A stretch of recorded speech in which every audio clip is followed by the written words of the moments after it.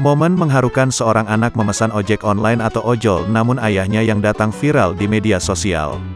Momen tersebut dibagikan langsung akun TikTok @lucky.f dan masuk di konten FYP atau For Your Page. Videonya sukses ditonton hingga 1,8 juta dan mendapatkan ratusan ribu tanda suka dari pengguna TikTok. Awalnya pengunggah memesan ojek online untuk pergi memotong rambut. Ia juga memperlihatkan tangkapan layar pesanannya. Nampak si pemesan ojol tersebut berangkat dari rumahnya di daerah Kelurahan Balumbang Jaya ke tempat cukur rambut di Bogor. Terlihat pula foto driver ojol beserta plat nomor kendaraan. Betapa kagetnya pemesan tersebut saat mengetahui driver ojol yang diordernya adalah ayahnya sendiri. Bahkan ayahnya membalas chat dari anaknya begitu sopan sesuai dengan prosedur pelayanan. Namun si driver ojol itu juga belum menyadari bahwa yang memesan layanan adalah anaknya sendiri. Ketika tiba di lokasi penjemputan ayahnya baru tersadar, ternyata yang memesan adalah anaknya.